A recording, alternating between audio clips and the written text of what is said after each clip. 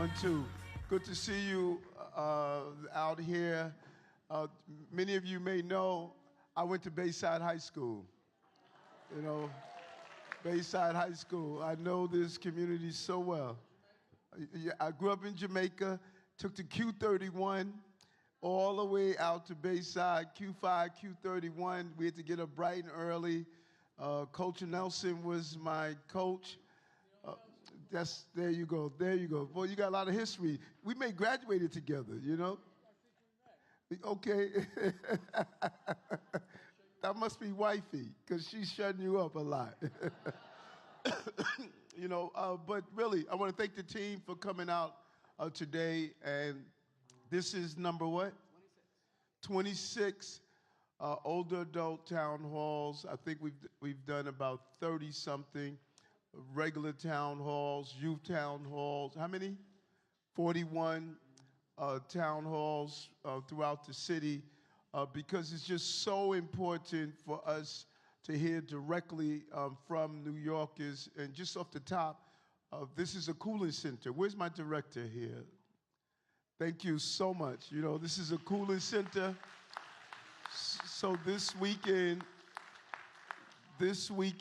we are going to make sure that it's going to be hot this weekend, so please come out and enjoy the space of the cooling center. We should have a contest of the best director in the city. You know that? We do have awards. I like that. Yeah, you know that? I like that. Give an award.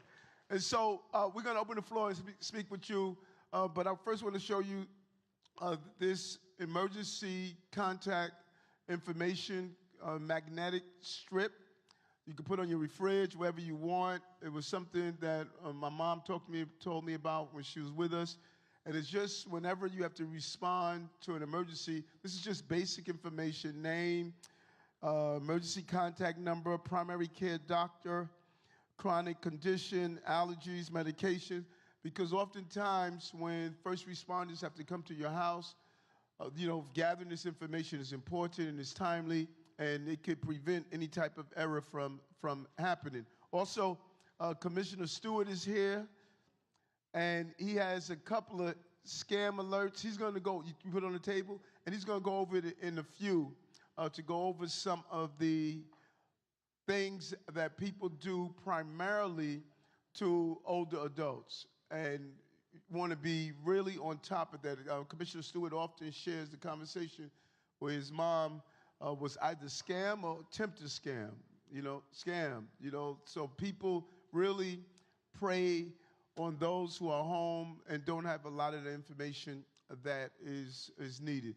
So 3 years and 7 months later, January 1st, 2022, when I became the mayor of the city of New York, it was unbelievable what we inherited. There was something called COVID that was everywhere. Crime was through the roof. The city was over-proliferation of guns. We were not investing in our foster care children. Jobs were hurting in the city. Major companies were fleeing the city. Tourism was at a significant crisis level. We were not helping children with learning disabilities. Just every area you could look at, and the indicators were real. We had 237,000 migrants and asylum seekers. And people were stopping me on the street saying, Eric, what are you doing? They didn't realize that we couldn't stop the buses from coming in. It was against federal law. We couldn't allow people to work. That was against federal law. We had to go by city law that required me to feed, house, and clothe. We educated 50,000 children. These were the laws that we had to follow, and we lived up to it. It cost us $7 billion, $7.7 billion. And we had to find ways to manage our budget. Those of you who are homeowners, you know how challenging it is when something happens and takes out a significant amount of your budget. And you have to find ways to fill it. But we did. We balanced each budget. And even this budget here, the greatest budget, we like to say ever, 51 of the council persons also signed on and saw that the budget was the right thing to do. But what did we do in 3 years and 7 months? When you do an analysis, there was been a lot of noise 3 years and 7 months. But when you do an analysis of what we have accomplished as a city, the numbers are clear. When you judge cities based on what do you do for everyday working class people and families. We built more housing in individual years in the history of the city. We built more affordable housing and made more affordable housing available for our residents than the 12 years of Bloomberg, the 8 years of de Blasio combined. In 20 years, they have not matched the numbers that we have put in place in 3 years and 7 months. We brought down crime in the city. We moved 22,000 illegal guns off our streets. These last 6 months, we have seen the lowest numbers of shooting and homicides in the recorded history of the city. And I don't know if many people remember in July 4th, 2020, July 4th, 2021, it felt like you were in Beirut. There was so much fireworks going off in the city, and residents were complaining about all the noise throughout the night. You didn't hear that this year. And you didn't hear it in 2022, 2023, 2024, where we sent out a real message. We were not going to tolerate disorder. We had shelters or tents and cardboard boxes all over the city, people living on the side of highways, in our subway station. Many of them were dealing with severe mental health illness. And we went into the system. We took 8,500 people off our system to give them the care. We built more housing in our individual years for those who were leaving shelter into permanent housing in the history of the city. Paying the college tuition for foster care children and giving them a stipend and life coaches until they're 21 years old so they won't slip through the cracks and fall into a state of disrepair. Free high-speed broadband for public housing, and we just extended to other affordable housing today. Universal after-school program, so our children could have after-school programs and be in a safe environment. Pre-K and 3K, 150,000 new seats for pre-K and 3K. We dropped the cost of child care from $220 a month to less than $20 a month. Less than $20 a month. And no income tax for low-income New Yorkers. We removed all the income tax for low-income New Yorkers in this city. Building senior housing, adult housing, veteran housing. Bond raters who do an analysis of how well cities are running, we had a low bond rating. When I came into office, they raised our bond rating, and they stated that the way you're managing the crises, no matter what happens, you're showing the skills of managing the city. They increased our bond, and our bond stayed high, and that benefits our city. Broadway had the best 12 years in recorded history, and 12 months in recorded history in the city. 65 million tourists. Tourism is back. They're spending money. We dropped unemployment all across the entire city. We put more and more people into jobs. You can clap for that. More and more people into jobs. And there's been some ups and downs, folks. Ups and downs. Listen, I am 64 years old. And if anyone understands how people could disappoint you in 64 years, I know you do. When I sit in a kindergarten class, they don't know what it's about. But I'm pretty sure many of you in your life have trusted people you should not have trusted. People have broken your heart. People have done things that really disappointed you. And that's how I feel when I look at this journey. I'm perfectly imperfect, but I'm dedicated to this city. I wore that police uniform for 22 years, and I stood on these street corners and protected the children and families of this city. I would never do anything to tarnish the name of my family and tarnish the name of this city. I serve you well. I serve you well. And I thank God I had the opportunity to be the mayor of the greatest city on the globe. There's no place like New York. There's no place like New York. You know? And New York is a tough crowd. I like to tell people New Yorkers have 5 fingers. They love the middle one the most. They don't have a problem telling you how they feel and how they think. And they will say it in any language they want. But it's great people. We're not good because of the Empire State Building and because of Broadway and because of all of our waterways. No, we're good because we are the people of the city of different diverse groups and backgrounds that come together and create this unique product that's called a New Yorker. And no matter where you can go anywhere in the globe. And people will be talking about they're from Oklahoma, they're from Seattle, they're from here and here. But when you say New York, everybody turns around and look. Because there's something special about being a New Yorker. And there's something special about being the mayor of the city of New York. It's only been 110 of us. That's it. And I'm blessed. You think about this. My story is the New York story. Growing up in South Jamaica, Queens, mother raising 6 of us, struggling with dyslexia, called the dumb student, living on the verge of homelessness. Only our neighbors held us down. And now, this is the only city where you could be a dishwasher and then own a chain of restaurants. Where you could not understand English but open English-speaking schools. When you could work in the mailroom and be the mayor. Greatest city on the globe. So I want to open it up to some questions. I'm on the left side. Hi, Mr. Mayor. My name is Kim Russo. Nice to meet you. Pleasure. I'm from Bayside. I've been here for about 60 years myself, so I'm a long-term person. My biggest question is, why are the disabled lower-income persons who make more than $1,800 but make less than $30,000 or under $40,000 forced into Medicare Advantage, especially the 65 and over, should be granted immediate Medicare, Medicaid. We're talking persons without unions. And I know unions have been representing that they don't want Medicaid Advantage, but why do the seniors who are disabled have to do that? We can't afford Medicare premiums and Medigap that are over $400 plus Part D a month, and our taxes, our property taxes are over $12,000 a year for a small 2-bedroom house. We have to keep our seniors here. We don't want them to leave. They're leaving in droves. We cannot have them going to other states. We need to protect our seniors, the most vulnerable of us all. So thank you. Thank you. Thank you so much. Now, our city employees were fighting on the Medicaid Advantage, and they went to court, they sued, and the city won in court. The city won the case in court. But I told the city, although we won, I heard from my seniors, it's not the right thing to do. We're going to keep the plan in place so that we don't have to reverse it.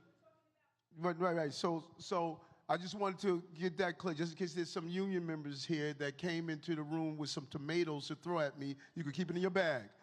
We said that we won, but we're not going to implement the plan, although the judge gave us the authority to do so. Now, I'm not quite sure who is responsible for doing it for you said non-union.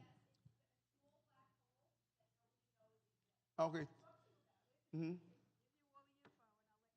So can you please, can we find out, Absolutely. Doctor, can we find out about that? Okay. Yes.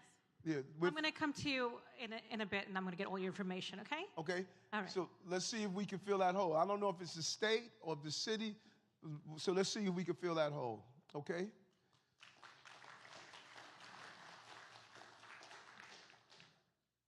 Did you go to Bayside High School?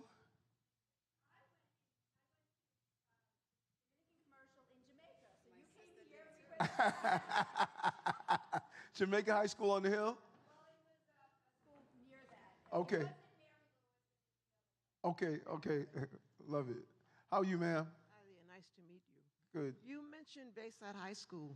4 of my children graduated. Wow. One of them was there 2 years after you. Love it. She Okay. is a judge. Wow. So I think Bayside High School did pretty good for her. Yes, I agree. Okay. Now, my question is, why are motorized vehicles, e-bikes and so forth, who are unlicensed, don't have insurance, and don't have registration, they're allowed in bike lanes and in public parks and the greenways of the city? We have not attended one town hall that we don't get a question on those darn e-bikes, you know. We've dropped the speed limit to 15 miles an hour. We're putting in an entire enforcement plan to go after those who are using illegal bikes or those who are not following the rules. They have to follow the same rules that vehicles have to follow, and even bikers have to follow those same rules. And we're going to put more pressure on the delivery companies because they have to take a responsibility. And there's some important bills that are moving through our lawmakers, legislative chambers that are focusing on registration even before you leave the store. It should be registered. It should have insurance, because if you're hit by one of these vehicles, you're left with the burden of paying the cost. So we're doing a whole series of enforcement around e-bikes. Do we have anybody from DOT? You want to talk about it? Hi, good afternoon, Mr. Mayor, and good afternoon, everyone. So we recently announced, thanks to the mayor's efforts, a Department of Sustainable Delivery. So it's a brand new division at the New York City Department of Transportation. So we like to say that we focus on the 3 E's. So that's engineering, which DOT does. We have an education division, and we've worked very closely with our partners at NYPD on enforcement. So with this new Department of Sustainable Delivery, we're going to have 45 peacekeeping officers. So they will be deployed based on hotspots throughout the city. So obviously we'll work with the business improvement districts, community boards, civics, and facilities such as this. And then these peacekeeping officers will be able to issue some moving violations. So it's a very important E in the 3 E's of DOT. So thank you for your support. Yeah, we hear it all the time. And we really, First Deputy Mayor Mastro, Commissioner Idanis Rodriguez, the police commissioner, we really have started a real enforcement action. We removed 100,000 illegal vehicles and two-wheelers, four-wheelers off the streets and crushed them. They've been used in crimes. Many of them were doing snatching jewelry. They were doing robberies. And so we really zeroed in on them. As a matter of fact, the person who shot the Custom Border Patrol officer over the weekend, he was on the same type of device. So we're with you. Yeah, they are. How are you, sir? Hello. Thank you for coming. Thank you. I also went to Bayside High, and okay. So did Louise. Orange and blue are we? Oh, man, look at that. So my question is... I would love to ask you what years you graduated. You, not wifey. I actually graduated the same year. What year was it? 1971. 1971. Love it. My question is really more specific than the other questions here. It's about PS 169 down here on 212th Street. Mm-hmm. It's been under construction for a very long time. It just seems like the construction never ends. It was been since, it's completed. They're just like rebuilding it, but like piece at a time, I think since before the pandemic. I know kids who never went to a school that's not under construction. You know, they go in first grade and they're graduating 5th grade now, and it's been under construction that entire time. Different pieces, they put in a new wing, that's great. They redid the front schoolyard, but really does it need to be for that long? The 212th Street, that area is always broken up. Who's that, PS what? 169Q. Who's DJ? I thought he came in here. Was DJ? See if we can find DJ. Okay, while we're here, let me have them call and find out what's the status on it, okay? Thank you very much. Okay. DJ, look at the PS1. 169Q. Just 169, and just find out they've been under construction. Just reach out to the chancellor and just find out what's going on, when they're going to finish. All right, let's find out. Okay. Welcome. How many years you guys been married? Okay, don't let me start any trouble. Second? Okay. How are you, ma'am? Hi, thank you, Mayor Adams. Nice to meet you. Just want to say a real quick thing. Thank you, Erin, and to all her staff. She does an amazing job over here. Love it, love it. That being said, I have a concern about traffic safety and noise. Everyone that lives here knows that the cross island between the Bell Boulevard exit and probably Northern Boulevard exit, that's probably like a 4 to 6 mile run. It's a speedway. All times of the night. You hear all the motorcycles, you hear all the cars with the no mufflers. It's so noisy. And then on Bell Boulevard, that's a great speedway for everybody too. You know, and it's so much noise. Right. And it's just, I love this neighborhood. I moved from Whitestone to this neighborhood, and it's just too noisy. Got it. What can be done about it? Got it. Well, And safety, a safety issue too. The beauty is you gave us specific locations, which are very helpful. And so there are a number of things that we're doing to bring down the speeding, the reckless driving, the traffic calming. We have the lowest number of fatalities going back eon years. So we've been really zeroing in. DOT has been doing an amazing job. But give us those specific locations, and we'll make sure that we do enforcement actions there. And there are a number of things that we can do to identify those who are speeding and send the right message out. I also heard there's a group of motorcyclists that always come in on the Bell Boulevard entrance over there, or exit. That's probably why we're hearing all that noise. Right. At night, all times of the night. Well, we have been doing an amazing job of monitoring a lot of the speeding, a lot of the motorcycle proliferation in communities. It was really crazy in 2022. You don't see those 300-400 bikers just riding through communities. Deputy Mayor Daughtry, Public Safety Daughtry, he has used drones and planes to identify these large volume of motorcycles. But you gave me 2 locations. Yes. Let us zero in on it. We're gonna bring down their noise. Okay. And noise is a real health issue. I didn't even know that until we were out in Rockaway, and there's some major studies that show the impact of noise on a community and the health that it is. So we're going to bring down the noise. All right. Okay? Can I say one small Yes, you can. thing? Yep. There's a sign, stop for pedestrians, on Bell Boulevard and 33rd Avenue. I guess not everyone knows what this stop for pedestrian sign means. Right. It means that you're supposed to stop if there are pedestrians present. So if there are no pedestrians present, I will drive through. But not everyone knows that. So whoever does stop there when there are no pedestrians there, there'll be noise, saying go, go, go, go, go. So can Right. people be more educated about this stop sign? Yeah, but first of all, I think that's a dumb sign. Yes, Why not just I have a stop agree. sign? It's either a Tell me stop or tell me about that. not. Yeah, like, right.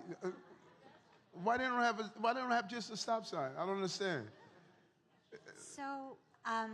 So one of the reasons why we created these stop for pedestrian. Oh, you did it. Yeah, the agency did, which is like the walking person and a little mini stop sign, is because it doesn't meet the volumes for the octagonal red stop sign. But we did see that there are pedestrians at peak time, so it's not all the time. So this was kind of a creative solution that we deployed to try to get that safety benefit. But I'm happy to take this back to the agency and see if we can upgrade to a stop sign. 33rd and Bell Boulevard, I think. Yeah. There are a lot of students who exit that bus to go to Bayside High, and in the mornings they definitely need that. They definitely need to stop for these kids to cross the street to go to Bayside. I walk the dog towards the park, and I'm afraid to put my foot out on the sidewalk in case these cars don't realize, I want to go to the park and I need to cross. Yeah. And it's a busy street. Yeah, So thank you for the sign, but people need to be educated as to when to use it and when they can bypass it. Yeah, Thank you. We need to look at that. New York drivers, please, what? Let us look at that. You know, look at that area. She took the exact location. I would rather have a stop sign. Yeah, yeah. Huh?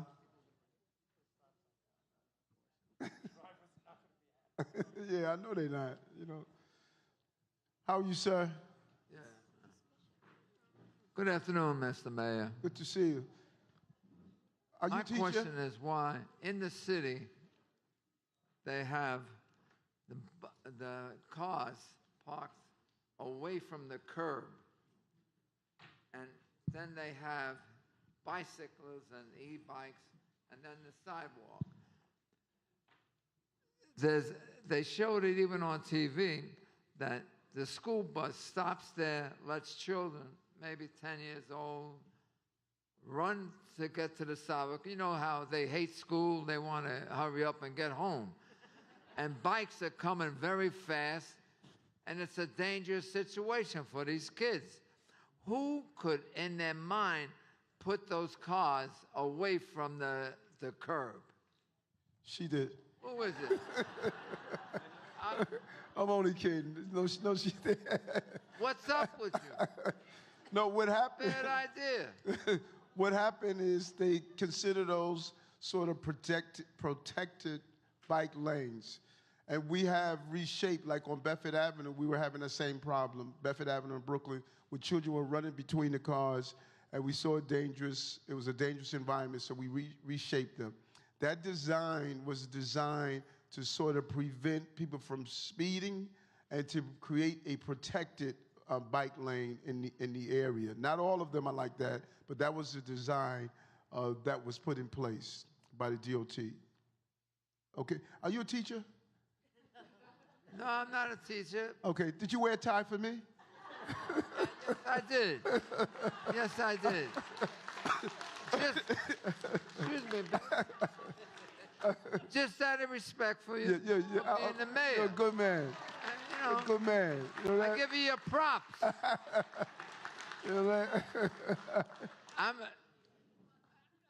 I graduated in 1965 from Thomas Edison School, right across the street from Jamaica High School. It was all boys at that time. That's right. That's all we could do was look at the girls dancing across the street.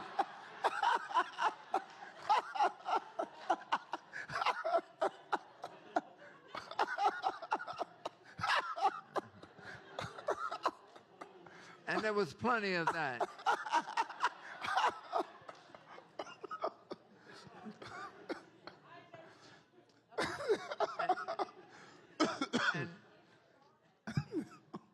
It's just on 33rd Avenue over here in Queens, the bicycling, miss, the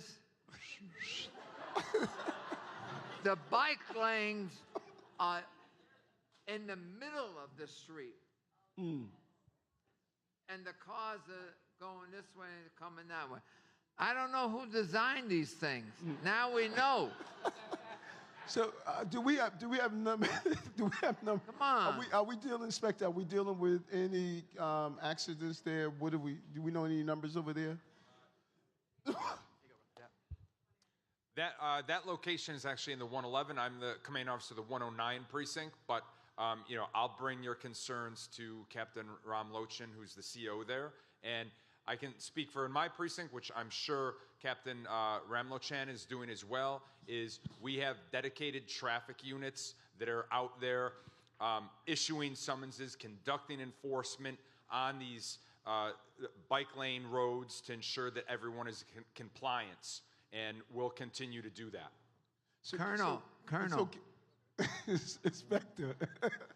I'm saying Colonel because I was in the military. Okay. All right? You are a colonel, right? That's a full bird. Inspector. It's a full bird, right? That's right. Okay. This. Why is there so many cars? They're all living here in Queens, but they got licenses for Louisiana, California, and they're trying to beat the high cost of insurance here. It's not fair to the other people that live here. And that's illegal. It's illegal to do. It's illegal to do. But first I want to go with your first issue. Can we just find out, either through the inspector, let's just find out this, if it's a safety issue there. I go off, man. Yeah, we're going to find out this is safety. Let's see what the numbers are. Have them look. All right, Commissioner? Well, all right, okay. All right, so I don't know. I can't fix the problem. I love you. Yeah, I can't. I can't fix the problem about the license plates, you know. But we're going to look and see if there's a safety issue on the bike lane, okay? Thank you very much.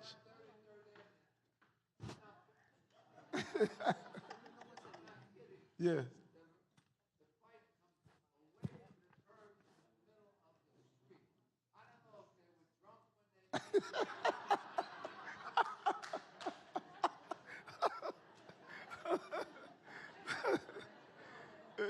Now, there's no way you're going to tell me this is not a candy camera episode.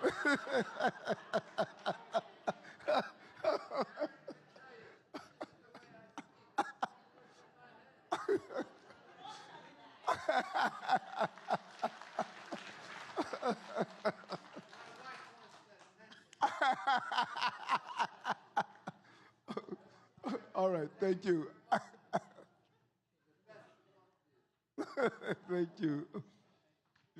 Yes, ma'am. Hi.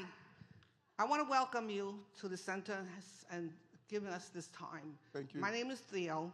Talk about Bayside High School. My daughter went there, and now she's teaching over there. Wow, wow. Love it. Love it. Yeah. Well, my concern is with the senior citizens. Since they changed the bus stops, they have skipped a lot of stops, so to make the stops longer. So seniors have to walk a little further down for the bus, and sometimes they have to wait. I don't see it getting more faster service. Some seniors I know take 2 buses just to get here, right? How many of you take 2 buses to get here? A lot of them. And it's really a very burden for them, waiting in the hot heat, in the snow day, or the rain. So what is the purpose of cutting down the bus stops? Now, these are the city buses? Yeah, yes. Okay, do you know anything about that? They eliminated many stops. Okay, let it. Yeah, so I didn't do this. Yeah, so the MTA during COVID had embarked on a bus network redesign. So the MTA is run by the state, but they had engaged communities, elected officials, et cetera. And when they put together the plan, I know several elected officials, along with the borough president, petitioned the MTA to go back to the drawing board. So for the past year and a half, they have been working, across Queens to figure out ways to improve bus service. Some of that, from what I know, is related to consolidation. So they, if there are nearby stops, they have eliminated some stops, but also they have added additional routes. So I'm happy to pass along my card and get kind of the routes and connect you with the MTA to discuss the bus service. But I know that they recently launched it, and presently they're in the process of removing some signs that are still around the borough. So it's a state-run entity. A lot of people think that that we control the subways and the bus system, but it's MTA the state. But what we're going to do, we're going to weigh in, particularly if they skip stops. You should not be walking longer. Yeah. So let us weigh in. Speak with our state officials who's here. I'm not sure who has the assembly, who's the senator in the assembly. You want to connect with them and the borough president. But we'll all do it together to weigh in on why these stops, because I think that's a valid question, that you have to skip stops, you have to walk longer.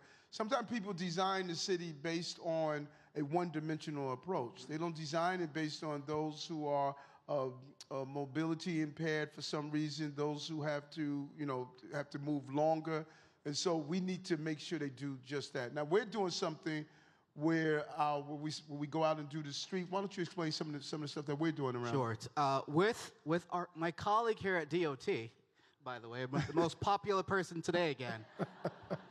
We've spent a number of years as a part of the cabinet fold in New York, as I talked about earlier, right, which is the folks here and 20-something other agencies making sure that we are thinking about all the issues that affect you. So DOT, Idalis Rodriguez, and our commissioner, Lorraine Cortez Vasquez, and our team spent a number of years working with DOT to speed up what we call walkability studies, right? And what that means is many of the things that you've been talking about, whether it's the street curbs or it's needing to put in a new diet in the area to slow down traffic, we come out, we work with you, you tell us where these locations are, and it's a process to help speed up some of the improvements that might otherwise take years. So happy to look at things with DOT.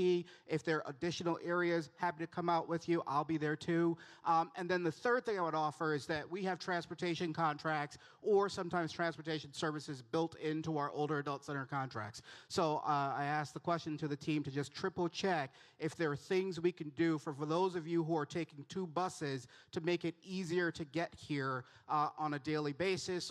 We usually have our citywide contracts for things like medication, pharmacy, shopping, and so on. But if it's really a burden, we'll work with your center director to think about what we could do while we're also looking at the MTA. Sounds like a plan. Some good stuff. Where am I? Yes, you can. Mm-hmm. They did away with the Francis Lewis Q16, that bus route. They cut it, which is making it difficult for people like me. I have to walk a long distance now, either to the Q15 or to the one that goes on Utopia, which is a long distance also. And I want to know, is it really feasible to do that? Because a lot of us are hampered with getting into Flushing, even. And that was what was stated, that the MTA did a bus route project redesign. They need to think about fixing that design. Right, and that's going to take our state electeds, our borough president, and the mayor's office all coming together and saying, listen, we need to look at this redesign. Yes. How are you? My name is Eileen, and it's nice to meet you. Thanks for coming today. Thank you. And we just love coming here to self-help. We come all the time, and there's so many things for us to do. And I want to say I did not go to Bayside High School, but I went to Down High School, which was great. Oh, what is that? Don't be clapping. So I want to say something different, that we're worried about defunding the police, and we're worried about quality of life, and we're worried about Bragg and Letitia James and how they get away with all they get away with, and how these judges are letting all these people get free, these criminals, over and over again. And besides, with the immigrants that are criminals, I mean, I don't want to get on the immigrants, but I'm just saying that what's going on. Yeah, no, great question. And we have been a real loud voice about the broken criminal justice system, you know, from bail reform to raise the age to not willing, the judges not doing the job. The criminal justice system is made up of police, the prosecutors, lawmakers, and judges. And the police job is to incarcerate people when they commit a crime. That's what we've been doing. The judges and the other aspects of the system, they need to do their jobs. But no one sees those pieces. They only see the police. And so I join you in this. And I've been stating, even when we talk about the migrants and asylum seekers, the documented, undocumented, these gangs are preying on undocumented people as well. We took down a dangerous gang, 27 gang members. Those gang members were forcing women to sell, to go into prostitution. They were selling drugs. They were selling guns. Some just real dangerous people. And people should not mix that up with hard-working people who come to the country trying to pursue the American dream. We need to go after those dangerous gangs, and we need to stop turning these systems into a revolving door, a criminal justice system. The person who shot the Custom Border Patrol officer a few days ago, they were arrested over and over again for violent crimes, over and over again. And that is why I am unrelenting, and I would not surrender to those who come here and violate the right to be here, they need to be held accountable, and they should not be here if they do so. That's what I feel strongly believe in that. Yes, sir.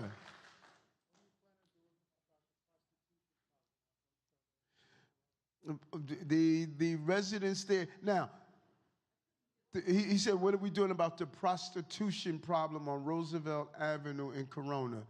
There were lawmakers, when we said we were doing an initiative there to clean up prostitution, because sex trafficking is real, it's playing out in our city.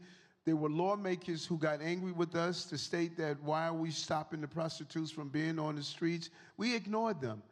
Now you see real stores opening there. All those brothels that they used to have, all that illegal behavior, crime has dropped in that area. You're seeing good stores open in that area, and the families are jumping for joy. The numerical minority, they're the loudest, but they're not the majority. There are more of us than it is of them.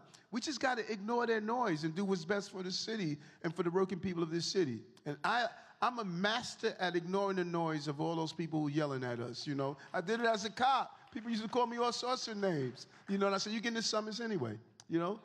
Ignore the noise. Where are we going? How are you, sir? Hi, good afternoon. Good to see you. Good to see you. I have a question about the New York City Council passed the law of having illegal vendors to do business on the street. Yes. There's going to be a lot of problem if it's going to be passed. Because, for example, like Main Street used to be like really mess over there, and it's going to happen again. And also Junction Boulevard, and it's going to will be happening Bale Boulevard also if it happens. And we're going to have a lot of problems. And also 74th Street, Jackson Heights, and 37th Avenue, and Roosevelt Avenue. There are a lot of issues about the illegal vendors going on right now, too. So what are you going to do with these issues?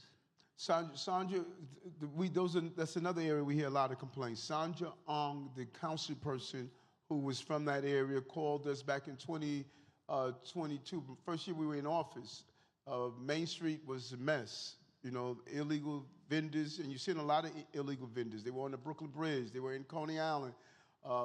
You know, you don't want to prevent people from being entrepreneurs, but illegal vendors can hurt brick and mortar businesses who employ a lot of people, pay taxes, have to pay the rental fees, the lease fees, and so we have been really focused on going after those illegal vendors. And it's almost almost a whack-a-mole sort of, that when you close them down, confiscate information, or tell them to move on, they keep coming back. So we have to remain steadfast and clean it. Now, we're getting a lot of fight from the city council. They believe we should have unlimited vendor license. They believe that whoever wants a vendor license should be able to open, and they should be able to sell stuff anywhere. So can you imagine if you're a supermarket and someone's out front selling vegetables and fruits, that's 50% your cost and not paying any taxes? It hurts the business. Or if you are a cell phone store and someone is standing outside your cell phone selling the same devices you're selling at a quarter of the price, it just hurts your business. It's bootleg items. And so we have to make sure that we have a good balance of legal, licensed vendors in the right places where they're supposed to be is fine. But we can't have just a rampant illegal vendor taking on our streets, especially when it comes to food product, because those vendors that are unlicensed are not inspected by the Department of Health, and the worst thing you could do is eat a food product that can cause some type of disease. So we're on top of it. We've been really focused on dealing with illegal vendors. Yes. Can you give me a mic?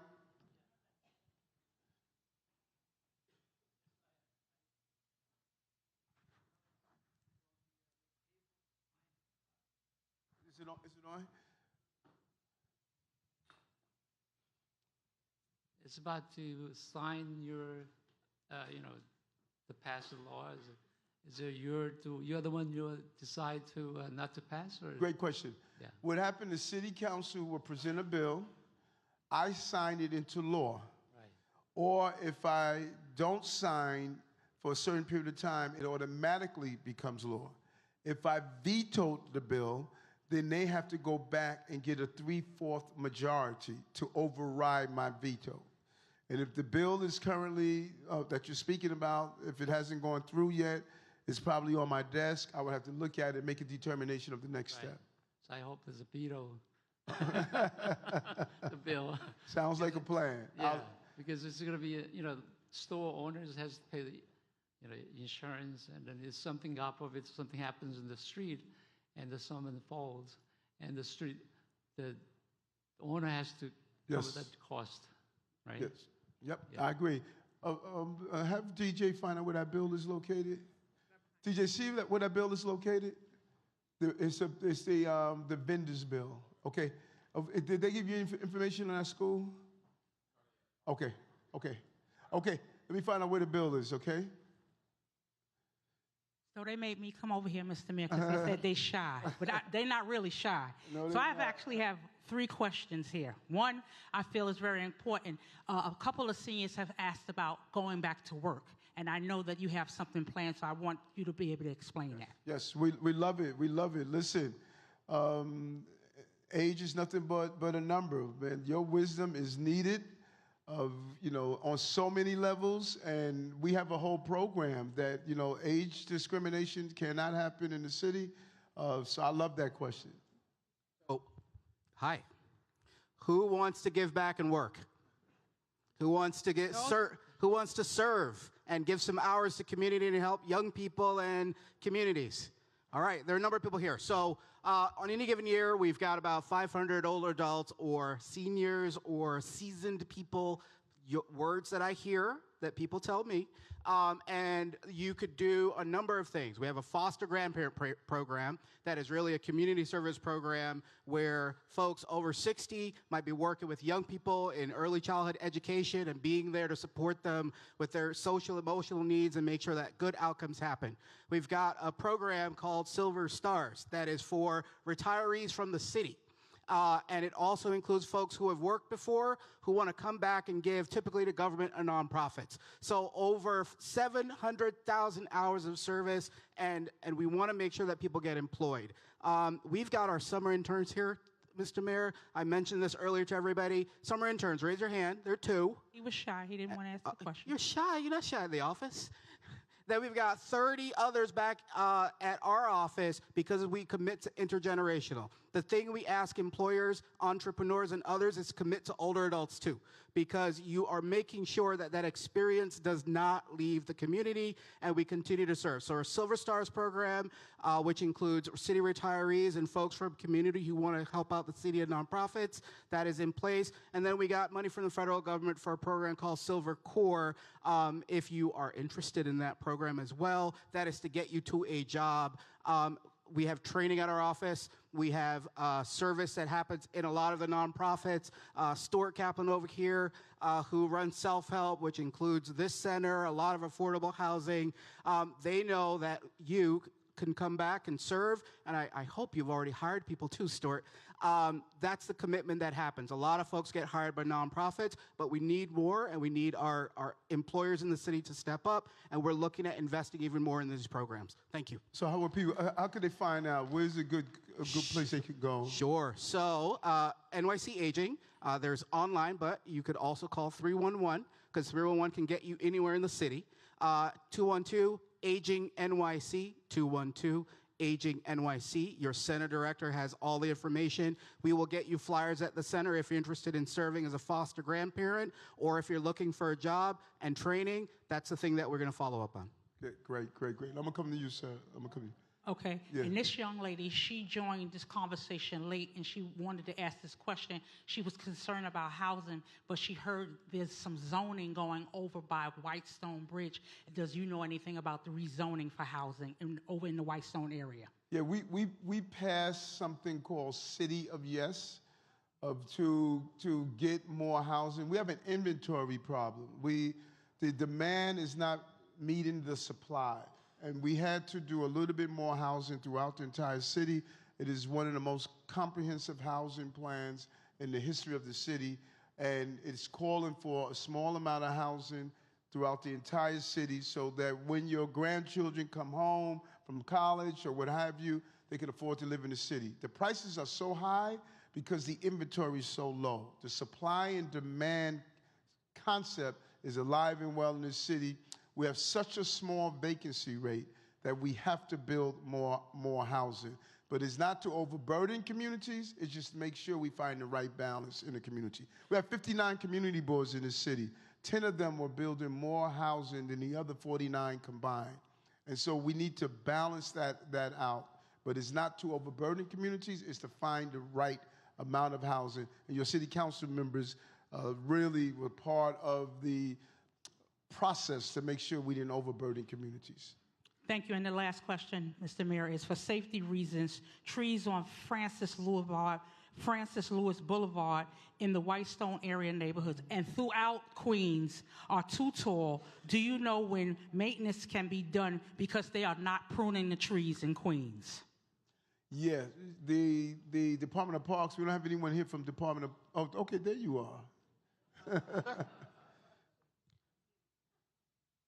The Department of Parks is pruning trees. We do it both under contract and we do in-house. So if you have a list of locations, I'll ask my counterpart in environmental planning to prioritize anything that we can, absolutely. Actually, Deputy Chief Simmons, why don't you grab the information? We'll share it with E&P. Okay, so why don't we give them the streets and we can take a look at them? Okay? Absolutely, we'll absolutely prioritize it. Okay. Where's my guy for the? You asked about the bill, right? You asked about the bill. Yeah. So it's the vendor's bill to lift the cap. Bill number 431. The council is getting a lot of pushback on it, such as folks like yourself. So you should write your local council person and have your voices be heard. And so right now it has not. It's sort of dormant. So it's not at my desk yet. Okay. All right. Yeah. How are you, ma'am? Hold on. You got to get the microphone. Okay. All right. Yes, they want to hear you across the room. Hi, my name is Laura. I live in Bayside. Thank you for coming. My concern is that my mother's 92 in a wheelchair. Her blood pressure was going very high one day, so I called 911, and they sent an ambulance, and they refused to take her to North Shore, which is not that far from Bayside. Last year, they were able to take her wherever she wanted to go, as long as you're not having a stroke or you need to go immediately to a hospital. But they took her to Flushing, which is the worst hospital in the area, and they told us that the protocol that FDNY now has in place, which I'm sure nobody knows about because I didn't, they take you to the closest hospital. So if that's Flushing and you want to die, you could go there. But why are they allowed to say, no, we went to Flushing, their computers had been down for 5 days, computers not working, she got no help at all, it was horrible.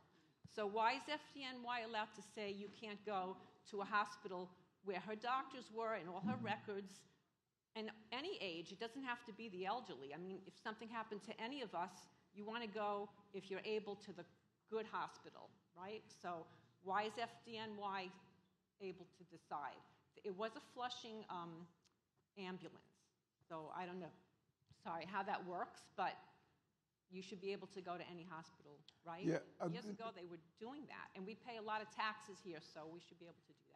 Yeah, now, of my understanding, it should be for emergency situation. I'm going to speak with FDNY Commissioner Tucker. Protocol, FDNY has a protocol that you have to be taken to the closest hospital. Right. I want to find out, is it for emergencies? Because if you're having a heart attack, you need to go to the closest hospital. No, that's so with your mom. Let me find out. It wasn't an emergency because it was going up and down. Mm-hmm. She wasn't dizzy. She was able to speak. Mm-hmm. And North Shore's not that far. I'm not saying go, to China or something. Yeah. Just like. I got you. So let me find out. I thought it was for emergencies. Right. Let me find out. It should be. I agree with that. Let me find out. Thank you. Okay. Thanks. Thank you. Thank you. Huh?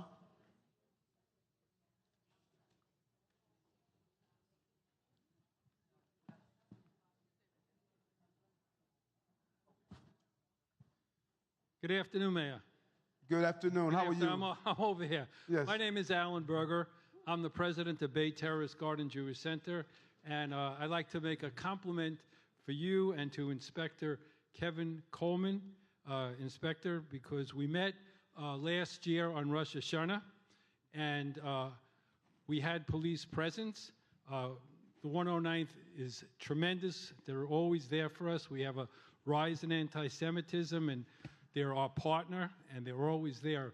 But this past Rosh Hashanah, as the inspector knows, we were praying, and apparently an act of God came from out of the sky. A drone fell on our property while we were praying. Our security, who happens to be a retired captain, almost got hit on the head by the drone. Once this happened, our captain notified the NYPD, the 109th, and the inspector himself, with a whole contingent of police, came, removed the drone, and I'd just like to say thank you very much, because the NYPD is there, they're thin, but Mayor, thanks again for giving me the opportunity. Good job. Good job. Thank God nobody was hurt. So did you raise your hand? I thought I saw the hand over here somewhere. My mistake. Did we get it? Yeah.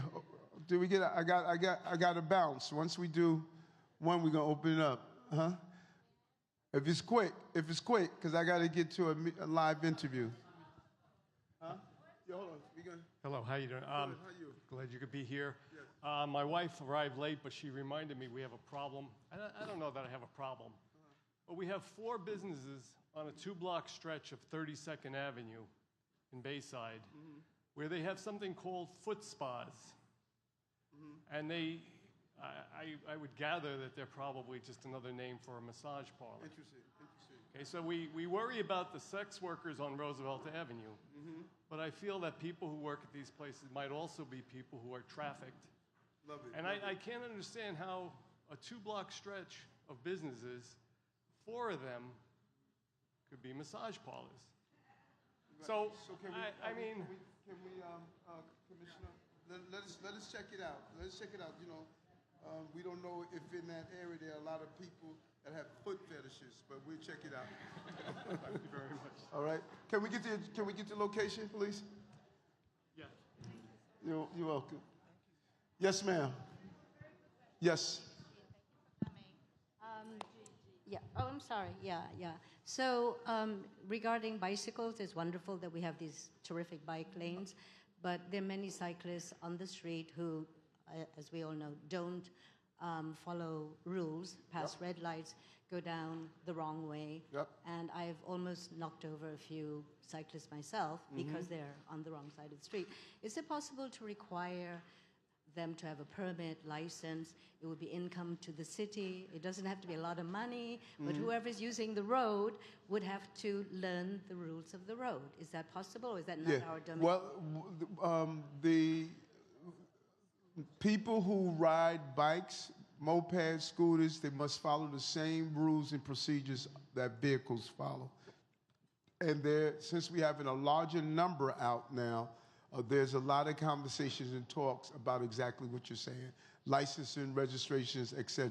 So you'll know who they are, but they have to follow the same rules. Folks, thank you. It's good to be back here in Bayside. Thank you so much.